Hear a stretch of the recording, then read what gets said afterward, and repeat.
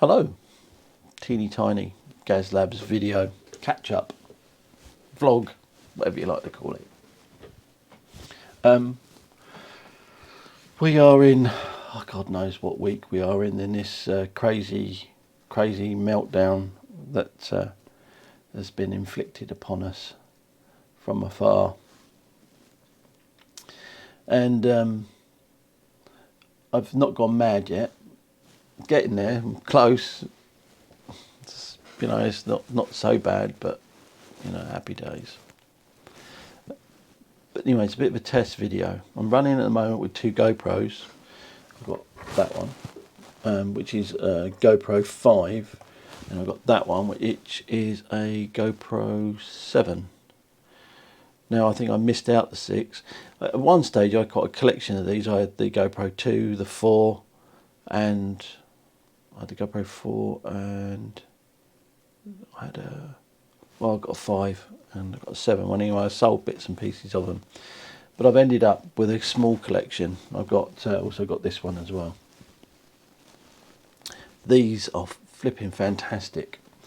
I love the little sessions. They're not great sort of quality sort of video. It's good. It's good 1080 video. I think you can wind it up a little bit more. The 7 is fantastic, and I'm told that the 8 is really good. But I use them all the time on the motorbike, and in fact I don't go anywhere on my motorbike without being sort of cameraed up.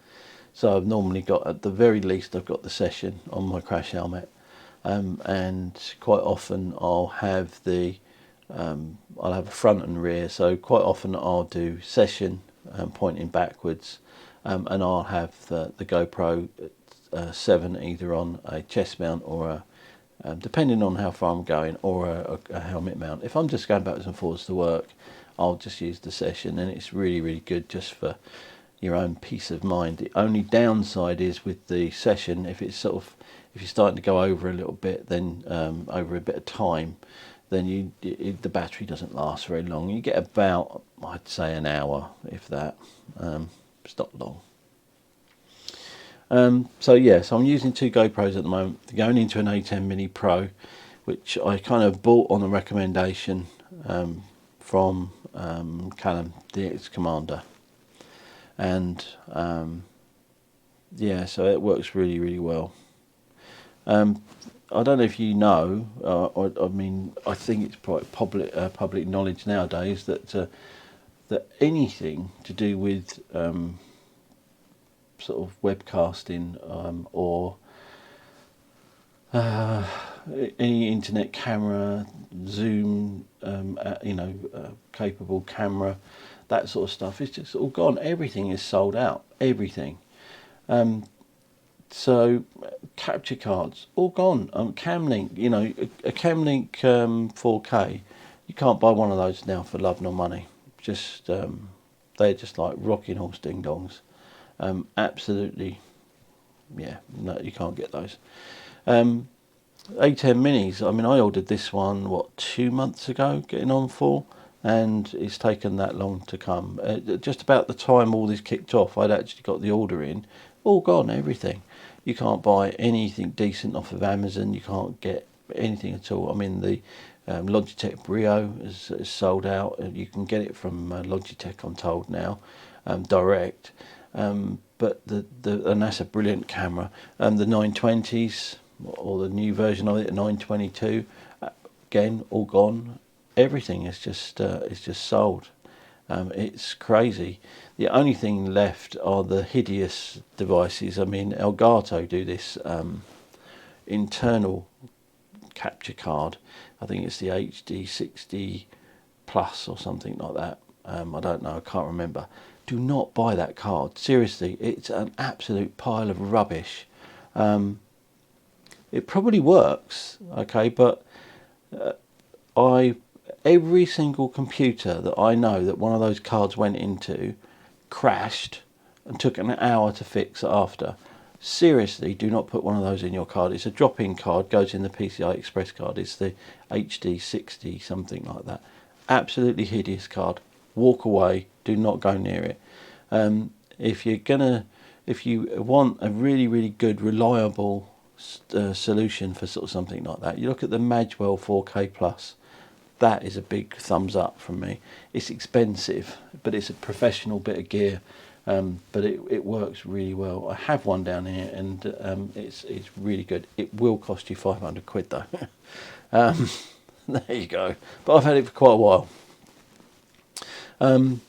So yeah, so combination of a lot of things actually going on here. I've got a Streamdeck here as well, which I can control OBS from. And if you don't have a Streamdeck, these are cheap. These are like 100 quid. And there's a smaller one which is even cheaper, I think. Streamdeck is a bit of an extension on your mouse. You can do shortcuts and do all this crazy sort of stuff, so you can then set up like little tiny macros within programs. So for instance, if I'm using Premiere Pro or something like that, I can get a bit of control over that. I can do cuts and fast forwards and backwards and do all that sort of crazy stuff, all with this this Stream Deck. This is an Elgato product. They did get that one right. So Elgato, if you're watching this, and I doubt it if you are, but your capture card, hideous thing, but your Stream Deck's pretty good. But the Blackmagic Atem Pro, that's a big thumbs up. Again, I'm just getting to grips with it. It's a complicated piece of software, but it's getting there. So with a combination of a lot of things, I think I'm starting to sort of see really sort of a direction now, where I can go with sort of some of this stuff. So I will be upgrading cameras in the near future, but I don't know what to get. I mean, I've got a 70D up there. Sorry, I'm going all over the place a little bit. It's just how my mind works. Don't worry about it. You get used to it. But I've got a 70D up there, and that's got an HDMI out. I can get a clean HDMI out of it in manual focus. However, what it does do, it's not a 1080 format, so it looks ridiculous. So that's disappointing, the 70D, and I'm quite upset because that camera is beautiful.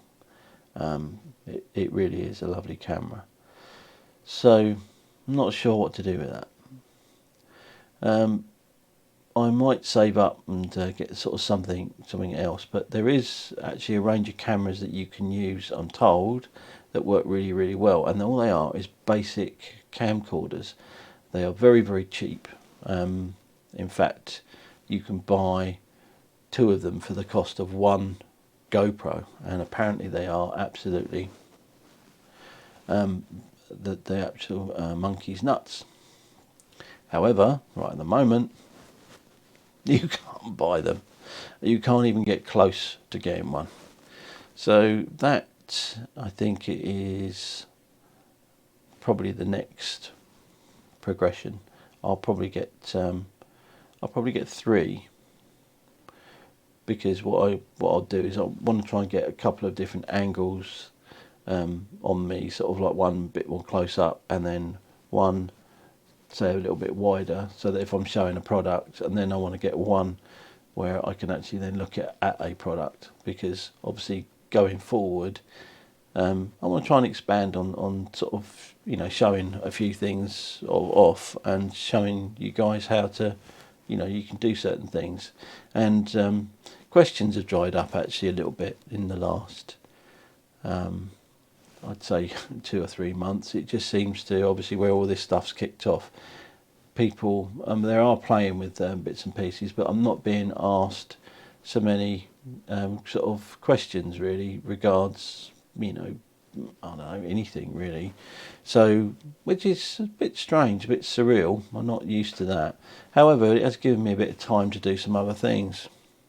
Like I said before, I've got the Sun the Sun SDR2 DX there, which I want to show you guys a little bit with that, because that's a fantastic bit of kit. 100 watts SDR, really modern software, fantastic user experience from the software point of view. In fact, I'd go as far as saying I think that it's probably the best, or very close to being the best software experience, I think, out of all of the SDRs. But it's a bit of a close tie with the Flex software. I think the what I like about the Sun SDR sort of software is so modern and kind of fresh looking. I think that's that's the big thing with it. Whereas the sort of Flex Smart SDR, it's got some kind of, it's nice, it's very, very good, and it's very close, but it has some dated sort of areas, and I think they're bringing it up slowly. But yeah, I quite like that. So if my money were going into an SDR radio now, I think it would be with the Sun SDR. Just a fantastic bit of kit. Plus the guys that run that company are just brilliant. I love them to bits. Absolutely brilliant. Diamond, and the support is really, really good. If you got to get used to the kind of very straight line sort of support approach. There's no mucking about with them. It's either there's something that it's either they're an idiot, you're an idiot, or it needs to go back. It's broken. That's kind of where you are with it, and I kind of like that approach. It just works really well. And like I say, I think they're just fantastic guys. They've never once shouted at me for asking them stupid questions, because I do ask them some stupid questions. So there you go. Thoroughly recommended. I will get on and do that. Anyway, this is just a catch-up video. I kind of I've waffled, and I hope that you're up for it. So yeah, I'm just waiting for some cables to come now, so then I can actually use the PR40. At the moment I'm using this Rode thing. It's not ideal, and you look a tit wearing it because I don't have the extra mic bit. This is just really convenient. I mean, I use this at work for when we're going around in the